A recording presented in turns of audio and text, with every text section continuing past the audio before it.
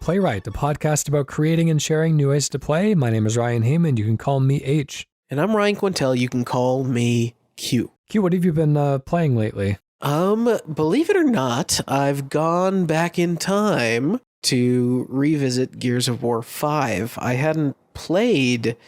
I had played and beaten Gears of War 4, enjoyed my time with it generally. It wasn't like this, masterpiece, but it was a very good game. And I got maybe one act into Gears 5, somehow fell off, returned to it, and I've just recently hit, I don't know if you played Gears 5, but some of the more open-y, worldy sections with the skiff, and that's been kind of cool. I do want to catch up, know where that story's at, and also have a little bit of a performance benchmark to see what my Series X will be capable of this November. So you're getting your single player time in now. I mean, are you going to replay the campaign on Series X? If I were you, I'd probably wait for the better system, although it does run and look great on the One X technology already. Yeah, I'm playing on the One X now. I actually I keep wondering if I even need the Series X, but I think when I get my Series X, I will probably... There's so many games, like Wasteland 3 is one that even on the One X, I can feel it like struggling to push through, which is sad because these games run great on PC. So I'm hoping to dive back into Wasteland 3 to go through Gears Tactics on console with the Series X, and maybe even dip back into Forza Horizon. If that's running at 60 frames a second, that could be a real sight to behold. I've played some high frame rate Forza on my PC. You got that good graphics. Yeah, very cool. The game runs very well. It's the real nice thing about Series X is just getting those load screens out of there, because in Forza those load screens can be pretty monumental. Yeah. Oh my goodness gracious. Heck yeah. The SSD can do wonders. So I'm looking forward to all of that. I wonder if Monster Hunter is the perfect example of a game, Monster Hunter World. Mm-hmm. I much prefer to play it on my couch on a console, but love the SSD and the frame rate capability of the PC. So if we can get more of these things to merge, even if it's, just quality of life stuff that gets better with these things, it's going to be a great few years of gaming, I think. Cool. Let's get into some video game ideas then. I'm going to be going first today. Over the weekend for Cane and Rinse, one of our issues that we're recording later this month, I've been playing... actually, I just finished over the weekend. I Have No Mouth and I Must Scream, which is... You're kidding! It's a game. Oh, I wish I knew. It's not one that I would have chosen for myself in my free time. And looking back on my experience, the hypothetical me who would not have chosen it made the correct choice. I wonder if somewhere out there on the internet, I think I Have No Mouth and I Must Scream is the first game I ever attempted to stream on Twitch. Really? Yeah, just because I didn't know anything about the game other than the name of it. Mm-hmm. And then I started playing it, and of course it's it deals with some Nazi Germany themes, does it not? If I'm not mistaken. Yeah. One of the characters, you can choose from 5 characters, and you do end up playing through all of their stories, but you can play through them in any order, and one of them is, in a Nazi concentration camp. So that's pretty intense, but each character's story is pretty dour and depressing, but sometimes they're a little bit more abstract. Sometimes they're a little bit more kind of grounded, down to earth.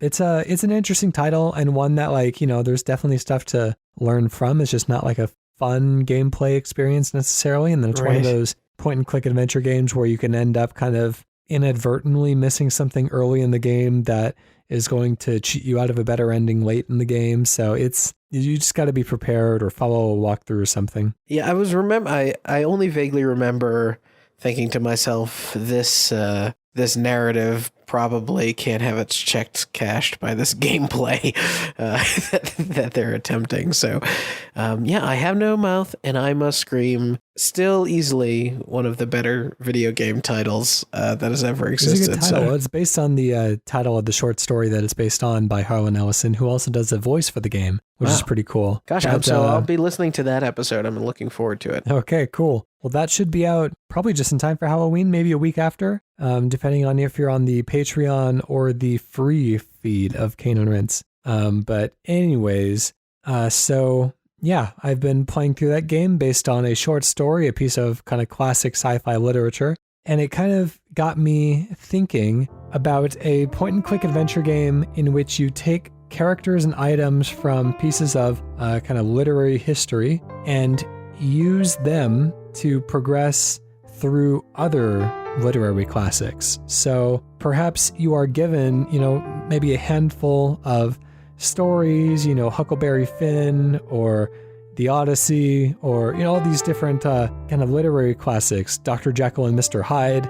You can take the characters, you can take items, almost like those, I would say those kind of randomized speed runs where they connect Super Metroid and Legend of Zelda: Link to the Past together, and you can gain the other game's items. But I would want it to function kind of like a Lego game where there's kind of like a set number of actions that each item can perform, like a certain number of functions that they can fulfill. And so you could literally take, a beaker of test tube fluid from Dr. Frankenstein's lab into Little Women, and perhaps it could serve some sort of a purpose there that is kind of like a, 1 in 16 purposes need to be served, and this is one of the items that can fulfill it. So it's kind of a fun way to let characters kind of hop across narratives, and you can even add kind of like DLC that adds entirely new books to the mix. So, now all of a sudden you have The Importance of Being Earnest DLC, where you can either play through that story entirely straight the way that Oscar Wilde intended it, or you can,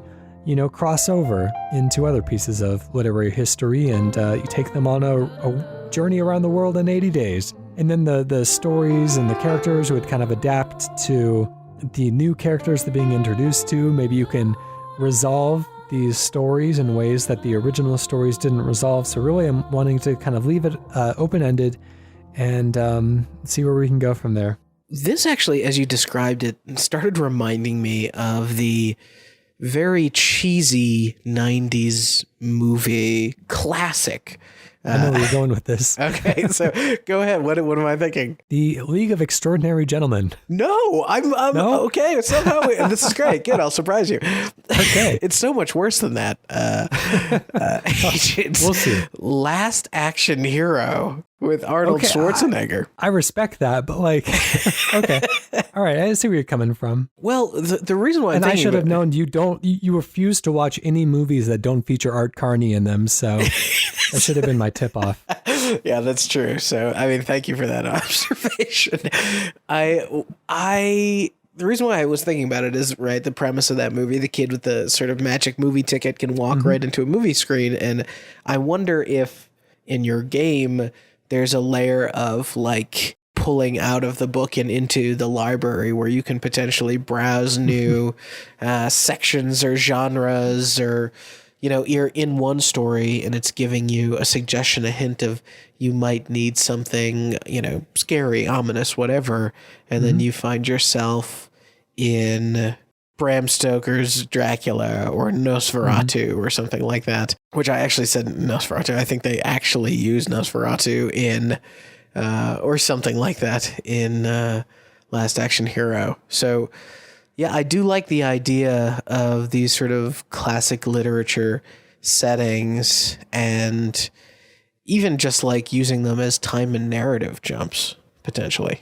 Whatever the kind of framing device looks like that connects these worlds together, I just think it'd be fun to kind of have this, to have the thought of theoretically you should be able to complete the game.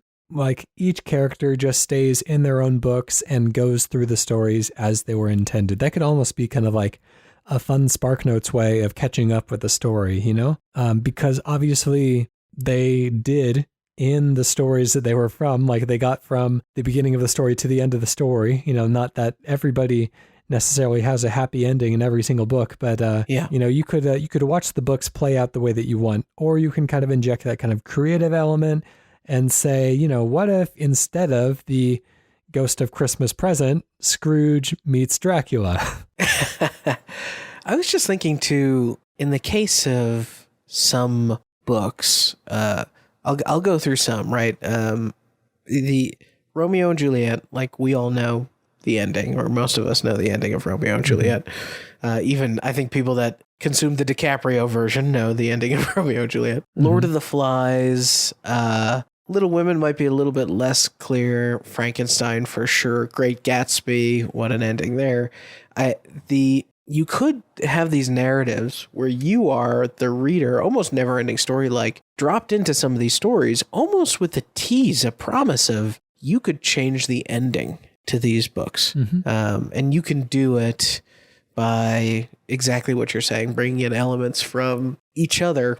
And you could almost imagine this as like, gosh, what if Ubisoft had a game that was formatted like that instead of just like historical tours, like going through historical literature tours? That would be really fun. Maybe there are certain books that are more difficult to change, ones that are so rooted in like a core philosophy that you can almost feel like the author kind of pressing against you, pushing against the changes and the progress that you're trying to make. Like if you were trying to like inject new elements that contradict the philosophy of like Atlas Shrugged or something, like that is a book that is essentially propaganda for a very specific worldview. Like you could bet that almost like The Matrix, or Inception, even like the inhabitants of that world are going to be fighting you off at every possibility. Well, and I think one of the things you're onto there is that many sci-fi stories, I think even including The Time Machine from Orson Welles, have that concept of if you push on... That's H.G. Wells, just before we get emails. H.G. Wells, oh my God, I'm never going to live that one down. H.G. Wells. The concept of if you push on time, time is going to push back. Time is a river and it has momentum and that sort of thing. And I like the idea of if you affect the world in a maybe a more dramatic way, that when you leave that particular story to go to another story, and perhaps, if we go full Kojima on the thing, depending on how long you are gone from that story, the world does its best to self-mend. They're like, okay, well, this character was supposed to die, so we're gonna give them a disease or something. We're gonna push back into the predetermined destiny, and maybe of all your stories, you can really only change the outcome of one of the three or one of the four. Interesting. So if you take a character out of a book and they were supposed to die in the other one, would they contract a disease and die in the new one, or would the character you replace them with, almost like a foreign exchange student, be subjected to the kind of original fate of the original? Well, that's a good question. Maybe what happens is another character kind of takes on the role that character would have taken on, right? So suddenly you can successfly worm your way into Romeo and Juliet ending with just Romeo dying. But if you do so, you'll be unable to prevent Gatsby from getting in that car accident or whatever. I think you get into these sort of like multiple playthroughs, number one, but number two, the conversation it creates on the back end of, hey y'all, I just had in my playthrough, I had the captain live in the crash landing of Lord of the Flies. It's wild over here. Like things are going in a very different direction. And if it's, obviously you'd have to be so smartly systemic with it, but I think it could be really fun. Or if you think like, maybe the crew from Jaws could have really gotten Moby Dick, and maybe that changes the whole trajectory of that entire story. Yeah, or instead of visiting his past, Scrooge gets trapped in it. Yeah, I think there's a lot of fun things that we can do there. If we talk about kind of transferring items as well, like what I guess what would kind of like core functions could we give these items so that we can make them like somewhat interchangeable, make this kind of like a platform, like the example I want to refer back to is Lego Dimensions, where you buy individual characters as kind of like physical minifigs that you can scan in using kind of like almost like an amiibo scanner into the game, and then those characters each have, like in regular Lego games, have special powers and abilities that only they can do, certain power sets that are kind of shared with certain other characters. So, like the main character from Jurassic World can cut through vines. And so if you ever see vines, then, obviously he's going to be the one that you're going to call upon to cut through them. What kind of like sets of abilities or uses could we give items that could be kind of cross transferable between games? Well, I think what you could do is if you build out, God forbid, a literary universe that isn't based in comic books, if you build out this literary universe, you could classify characters the same way that most game design does, especially like fighting game design, where you're like, okay, characters have 3, maybe they're even as many as 10 different dimensions. And those dimensions are things like class, time period, maybe how, a few traits on personality, you give them, savviness or skills. And if you map those to the different types of characters that exist, then, surely somebody who is from the future has immediate, advantage potentially in the past because they just understand the way the world works in a more complicated way versus someone who, because they're from the past, they might know like a homeopathic remedy or something and be able to care for an issue in a different way. True, kind of healing, other types of abilities and powers. Anyways, we're out of time there. Let's go ahead and give that one a name. How about God of Lore? Yep.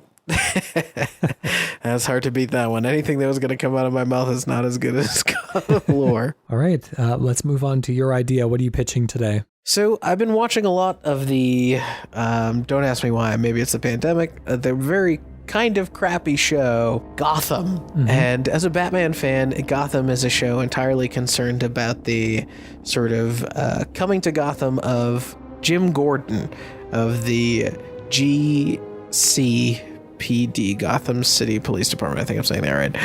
And Jim, starts as just a cop, a detective, all this stuff, and ends up scaling into, I imagine by the end of the show, Commissioner Gordon. But one of the things that this show makes abundantly clear is cops maybe have a bit of a short shelf life in Gotham. Many, many bad people are in Gotham. Many, many complicated things are going.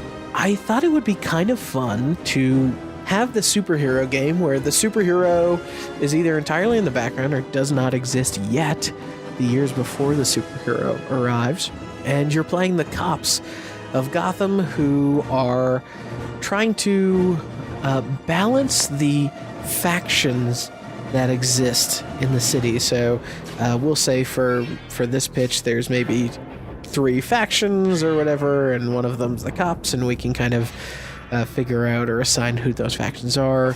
And you introduce a nemesis-like system of these criminals that are kind of never-ending. Maybe if you push hard enough, you end up exposing one of the big villains in some of these branches. But kind of an idea that a cop game where it is before the superhero arrives in Gotham, before Batman gets there, and you are trying to balance the criminal underworld and maintain it in ways instead of defeat it or overcome it, Crackdown style. All right, starting the clock.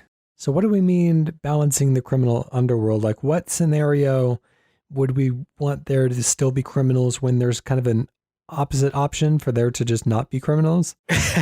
Yeah, you would think so. I think one thing that the show Gotham does well is, first there's kind of this gangster Falcone. Falcone is in a situation where he seems like a bad guy, but, they do so much stuff to systematically dismantle his power that they find out that he was really keeping the city, in order in different ways. And this plays out differently depending on what Batman lore you're looking at. But the idea is that what you don't actually want is to completely eliminate any one criminal element. You just sort of want to balance and maintain, or not maintain, but rather contain it in some way. Even the police, given too much power, maybe that grows the corruption of the department or something. Interesting. Okay, so what type of game, gameplay-wise, would you see this as? Kind of like a management type of game? I think you could do management. I think you could also technically do almost a GTA 5. Sort of speaking Okay. of GTA 5, a GTA 5 sort of thing where you are a beat cop, and even your own, maybe you're expendable as well. Like you can only get so far, but you have these officers that are, you know, taken down in the line of duty, and you just become another officer joining the force.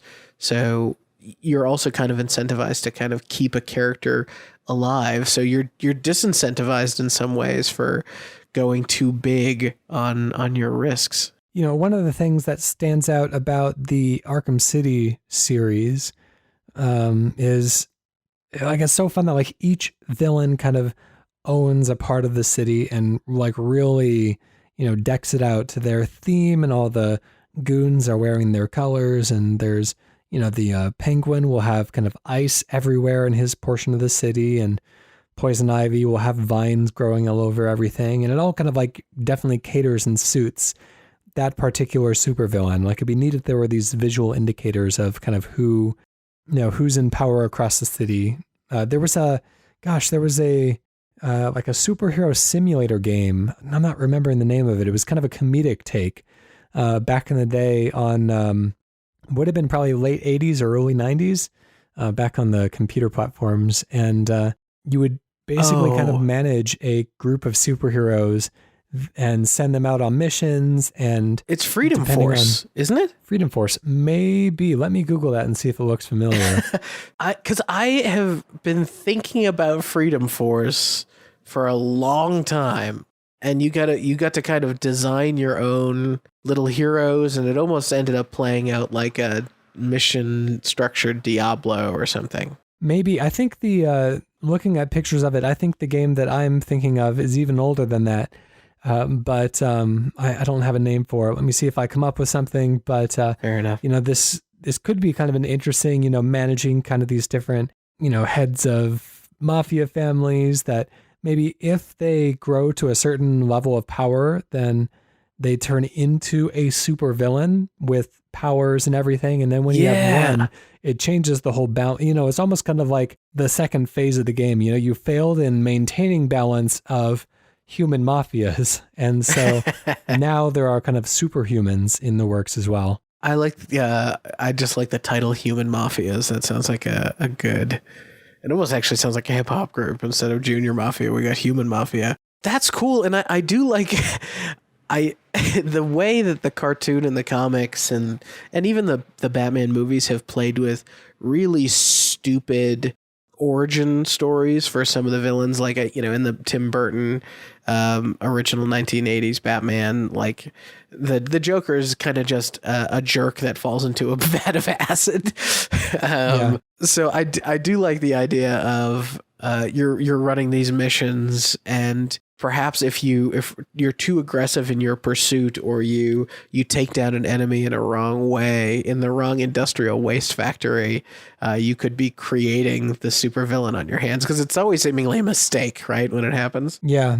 Supervillains get created like the way that the 90s created cereals. They're like, oops, more chocolate got in your cereal. That's right. Yeah, so maybe there are these kind of like hazard areas, like power plant or nuclear waste plants and stuff like that, you know, just kind of exist throughout the city. They have to, but then you can, you know, you recognize that if criminal enterprises kind of encircle that as a part of their, you know, controlled land, then you have the ability to, they have the ability to create, you know, super powered heads of the family or soldiers or something like that.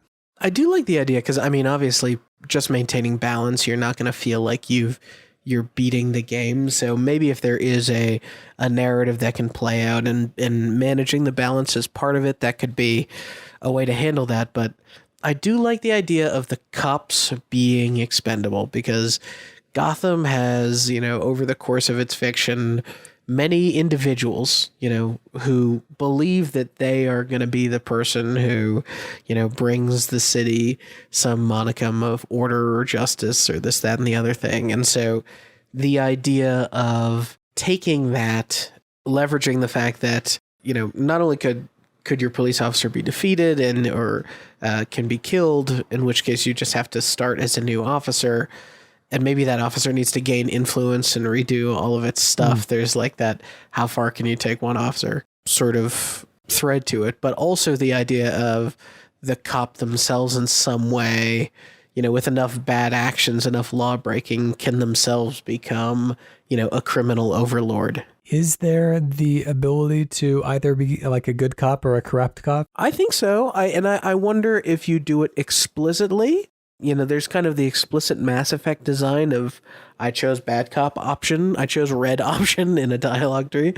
And then there's kind of systemic, right? Like GTA 5 wanted level, if you are seen as a cop doing something that is illegal or pushes the boundary or, interrogating an innocent person, then perhaps the way the public perceives you changes over time until eventually you see yourself more aligned with the villains and you do the cops. I do like the idea of each of the three factions in some way being, maybe they're all playable, kind of like Watch Dogs Legion style, or there's something appealing to all of them.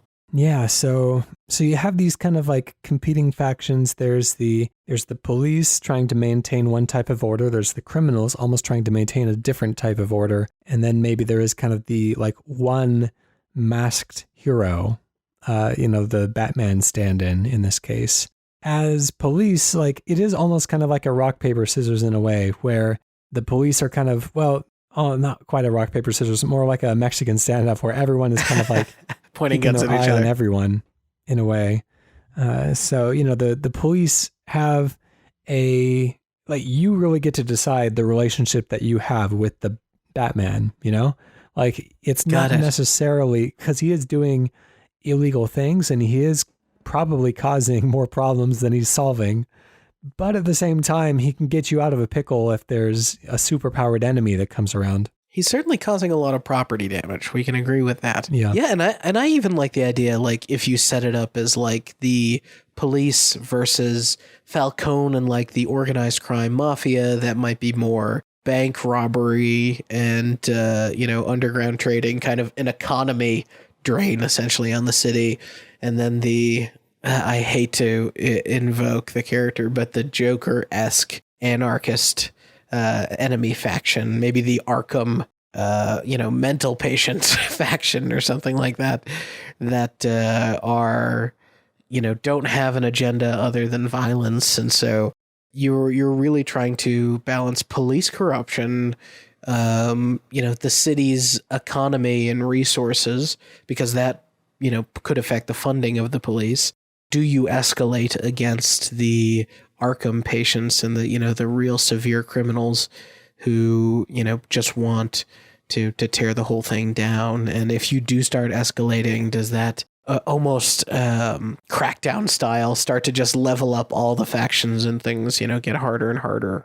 And, it's like in dealing with the Batman, it's kind of that factor as well. Like during times where you're just facing off against human mafias, he's more of a liability, and you almost want to kind of like team up with the mafias to try to get him off the streets, to put him away. But when a super villain comes around, like you're gonna need him. But there's always this uneasy relationship, which is something that, I'm not sure a lot of media does a good job of, like, they portray it, but they don't like make you feel it necessarily. So I think that's a interesting direction and a good place to end this one on. So let's close it down. Let's give it a name. Something about Gotham or the Dark City or something. Dark City's already a movie, isn't it?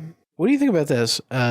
It's a long title. Gotham, Crime and Punishment. Yeah, I think that that invokes the idea of kind of Russian existentialism that seems very pertinent to this type of mood. Yeah, and I do like the idea of you're balancing between letting crime flourish and really punishing potentially yourself. All right, let's publish that. Get over to our community. What do they have to say to us today? We have a new community request coming in just in time. Thank you very much, Chesney Mooncalf, who says, "Hi guys, I hope this finds you both in good health." That is the case. I can speak for at least myself, and Yes. I know that Q is feeling better than he did a few weeks ago. So I would like to pitch a true 3D pool game. While many pool games can claim to be 3D, only the game world is in 3D. The game of pool is still two-dimensional. I'm imagining a game where instead of playing on a table, you play in some kind of gravity-free chamber. Instead of staying with a triangle of balls, you have a pyramid. The only issue I haven't resolved is how to hit the cue ball. Ordinarily, you're doing this while resting a hand on a pool table, but obviously this wouldn't be possible. Maybe use some sort of a bat or a paddle. It needs to be something that can still allow for the use of back or top spin. What do you think? Very cool, and we'll go ahead and start the clock. Wow, even the idea of the paddle is inventive in terms of handling the spin in 3D space. I wonder if I've played, there was a game that I've been a judge for the Seattle Indies Expo for the past, I don't know how many years, probably 4 or 5 years at this point. And so I get to see, a many of the entries as they're submitted. And one of the entries that I remember from last year, I believe, or I guess it would have been the year before, because I mean, the one that was not the most recent show that we had, since everything's been kind of shut down this year. But a couple of years ago, there was a 3D golf game, which was interesting. It was kind of like a putt-putt miniature golf type of thing. And a lot of it did kind of like, you kind of shot in 3 dimensions and kind of like a floating through space type of feel. But you ended up going through kind of like almost like a hamster tube system of tubes and stuff to, give the course some directionality and challenge. But it did kind of use like almost like the systems of, I want to think of a good example. I'm not able to at the moment. Like Angry Birds, like where you kind of pull away from where you intend to shoot and then you release and it kind of flings in that direction, which worked pretty well for that purpose. That's actually exactly what I was thinking. My mind actually started thinking about those. You've probably seen them. I think they're called air cannons. Do you know what I'm talking about here? They almost have... Yeah, they're kind of like the big barrels and you like pull back in a rubber band and it shoots like a puff of air. Yeah, that's right. That's right. So I do like the idea of potentially using something that is like an air cannon, because if we're talking about true zero G, there's no friction. Potentially a gust of air could go a long way, but also you would almost get like FPS like control over, well, I'm not going to actually blow the air directly behind this cue ball. I'm going to blow it slightly to the left or whatever to create that spin and momentum of heading in different directions. It doesn't quite handle the way that a pool ball will have the type of spin that'll have the ball return to you. I think that would require, just at the end of the day, some level of friction. But I'm also thinking about, we've been maybe assuming this is going to happen in like space or air, just air. But I like the idea of having different playing fields that are in different sorts of liquids, like little gels and stuff. Yeah, and you can, you could either use your eyes to determine kind of the viscosity of the liquid, which is something that you would be kind of constantly trying to compensate for. If you believe that you're kind of like stuck in a jello, then you'd have to really kind of like hit that ball really hard every time that you want to send it even a little ways. But if you misjudge the viscosity, then all of a sudden you are way on the wrong end of the field. I'm trying to think about what it was. There was this. Oh my gosh, here we go. I'm sorry. I found this. I'm going to send you this link so we can discuss this direction of it. But there was this old Star Wars toy, and the old Star Wars toy essentially allowed you to set up a space battle scene with TIE fighters, X-Wings, the Millennium Falcon, the whole thing, and even little lasers. And they gave you this kind of liquid, and I assume a gelatin packet or something, and you would slowly place in and arrange the fingers at a certain level of viscosity, and then slowly it would freeze, and you'd have your own homemade diorama of whatever configuration of battle you like. If you want the Millennium Falcon getting its butt kicked by a bunch of TIE fighters, you could set that up. That's pretty cool. Yeah, and I like the idea of if you could do this in an aquarium type of world, maybe the idea of there's pockets of different levels of viscosity that have an effect on how well you can move the ball or hit the balls through space. And of course, now instead of just corner pockets, we can have true corners, like all four corners of the room are the pockets. And you can also have like side walls and stuff as pockets. Yeah, or kind of like big circular rooms, kind of like Mario Galaxy when you're on the inside of a planet and you can kind of really see all around you and you have to take a look around, find the best angle of approach to hit the ball. Yeah, that's kind of where my head's at. I like the idea of using the space, but also this would be so cool, Chesney, if you hadn't mentioned it here, VR for this, right? Like, gosh, what was that VR game where you're playing the robot in space on that space station?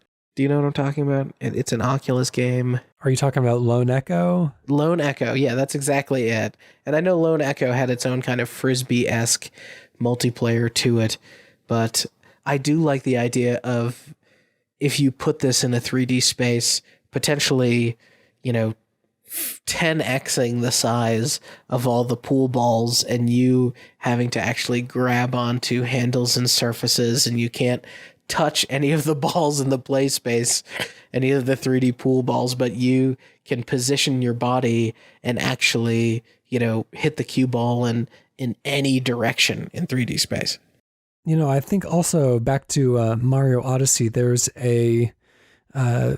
levels where you are kind of like in a bubble, and then you can position this thing that like blows wind in a certain direction kind of anywhere around it, which feels also kind of like an appropriate, a way to take this direction. Kind of make it like an orbiting thing that you can kind of freely position. I think we would be remiss if we didn't try and come up with what the perfect control that allows for both directional spin, hitting the balls in directions. Is the air cannon right there? I'm trying to think about how to do like that after spin that Chesney talks about here. What would be neat is for this to be kind of like a VR type of thing, even AR, but that's not quite as good, but where you could like really position your body anywhere around this kind of, it could be kind of this size of an actual pool ball.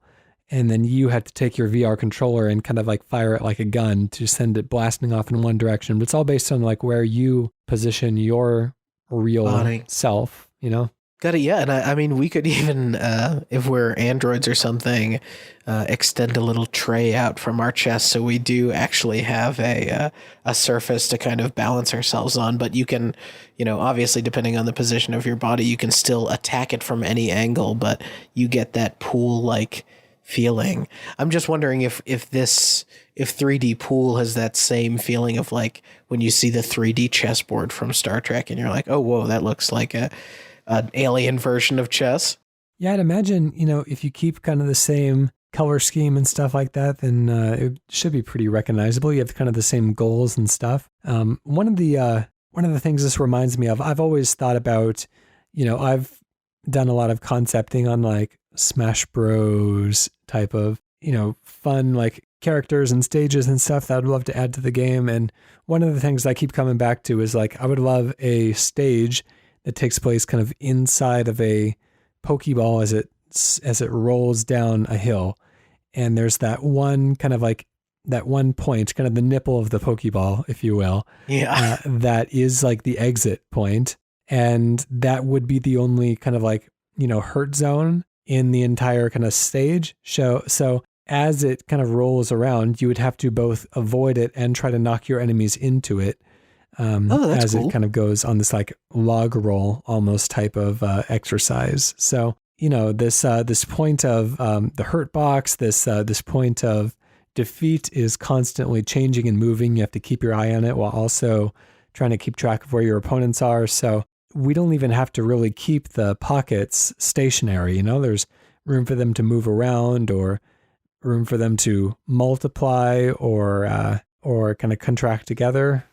If you had that Pokeball setup, I love the idea of also if you made the whole ball itself, let's say 90% opaque, but you had just a little translucency. Mm-hmm. If the world was moving around and stuff, you could actually have the ball go off of jumps or hit bumps, and if you did that, you could get your Matrix-like moment of two people who have grabbed themselves in midair and are free floating, suspended in the middle of this ball for a moment. It would be pretty exciting.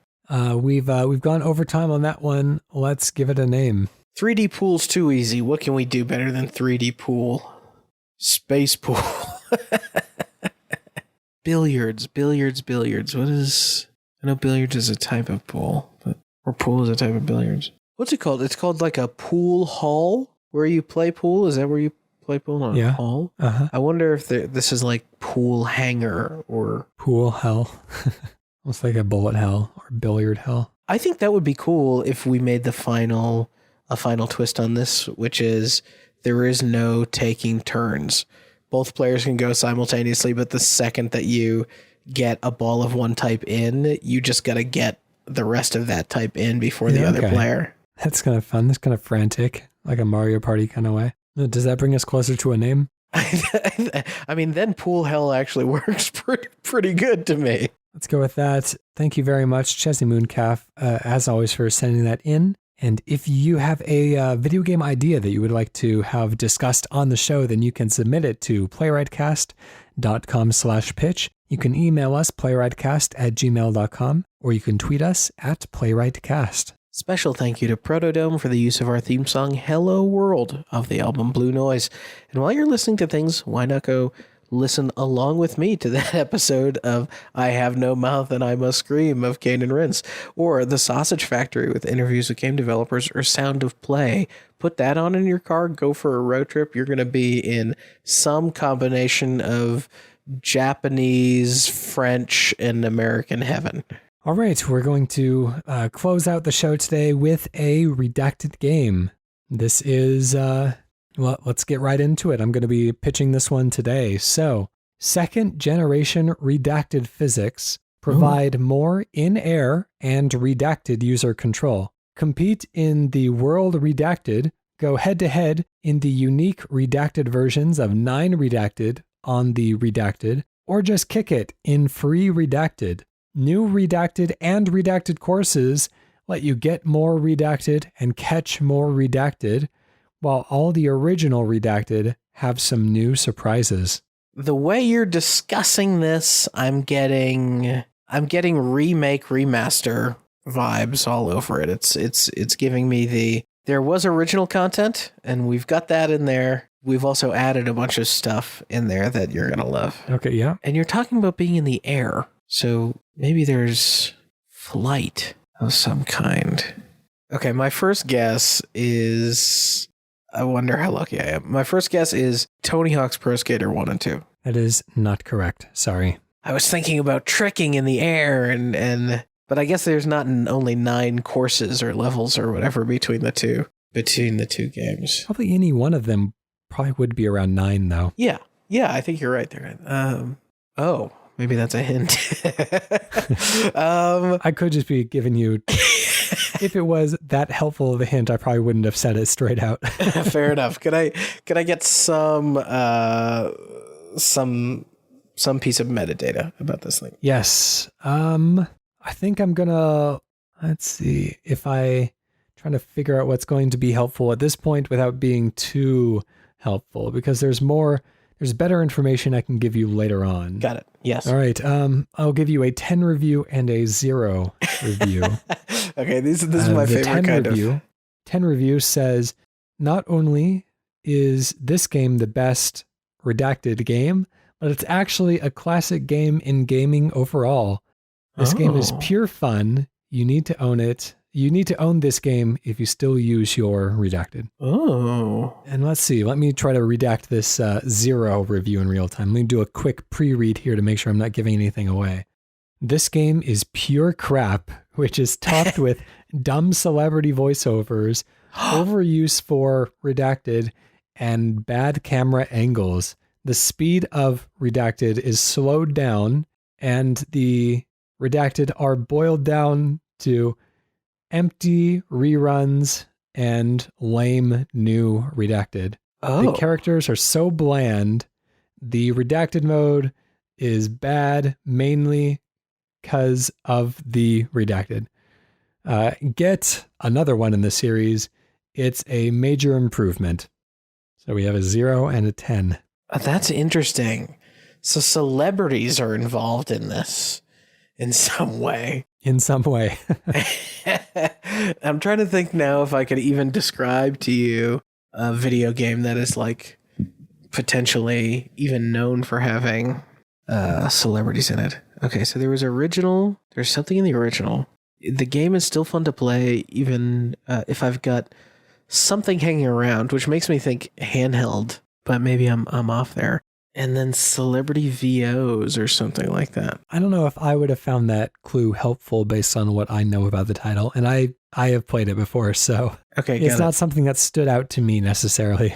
The second guess is broad, but I'm trying to narrow myself in. Is this a Gex game? It's not a Gex game, but interesting choice. You son of a bee stick. Okay, all right. Read me that description one more time. Second generation redacted physics provide more in-air and redacted user control. Compete in the world redacted, go head-to-head in the unique redacted versions of 9 redacted on the redacted, or just kick it in free redacted. New redacted and redacted courses let you get more redacted and catch more redacted, while all the original redacted have some new surprises. Oh my god. Yeah, I can totally get how you're getting Gex out of that. Second generation physics and catching. Ooh.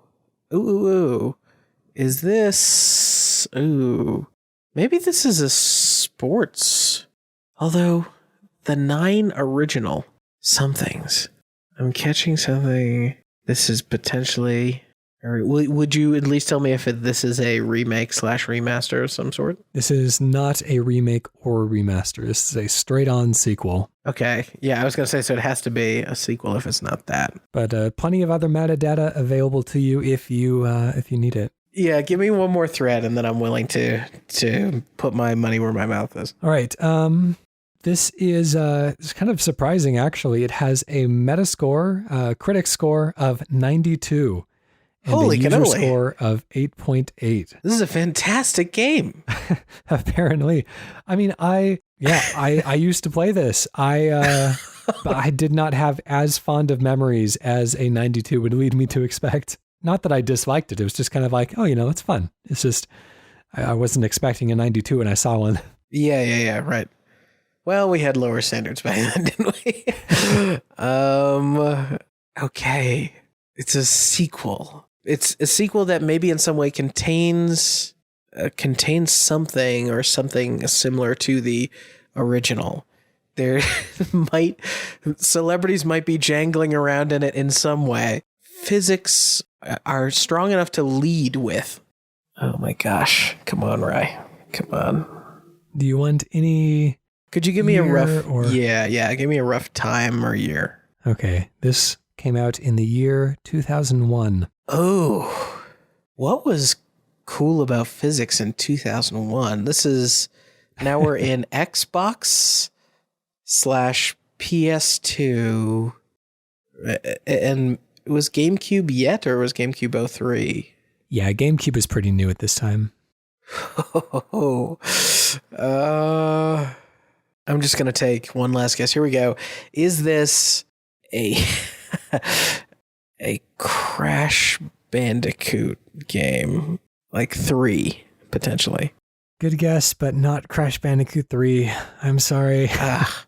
Tell me. Well, I'll kind of dance around it a little bit and tell you that this speech is my recital. I think it's very vital to rock a rhyme. That's right. On time, it's tricky is the title. no. Here we go. Now it's tricky to rock a rhyme. To rock a rhyme. That's right. On time is tricky. Physics. This was the... You're pretty close to the beginning there. My gosh. Tony Hawk. But yes, SSX Tricky. The second generation of Rider physics provide more in-air and on-snow user control. Compete in the world circuit, go head-to-head in unique show-off trick versions of 9 courses on the world circuit, or just kick it in free ride. New Garibaldi and Alaska courses let you get more vertical and catch more air, while the original courses have some new surprises. I assumed it was... I was onto something with that sports game, but then when I started thinking through what sport might even have anything celebrity-wise, but I guess that was during the era where it was EA, right? That was just like doing a lot of radio jockey BS all over the place. Apparently, from what I'm reading here, it sounds like Lucy Liu did one of the voices for at least one of the characters. Yes, there's also the let's describe the cover as containing potentially an impossibly breasted woman. Let's say doesn't feel impossibly proportioned, just like ridiculously supported, I would say. Exactly, yeah. Her they're almost in her throat. Almost vertical. Exactly. Oh my goodness. Yeah, I loved SSX Tricky. I should have been able to guess that. That was a good one. I recently went back and played that SSX 360 game that through back I think it's on Game Pass, isn't it? It is. I think I might even have it downloaded. Still good. But that one did also, like, once you started getting into a flow with your tricks, it broke into the Run DMC song. So it kind of never lost that little bit of its personality, which is nice. Anyways, that's it for our show today. Thank you all very much for listening in. And we'll hear if Ryan can stump me again next week. We gotta break a combo of losses here. I think we're 2 down now, so let's we can pick it back up, but not too easy. Then it won't be satisfying. No, we gotta make it difficult and really accomplish something. I like it. Anyways, we'll catch you again next week. Bye.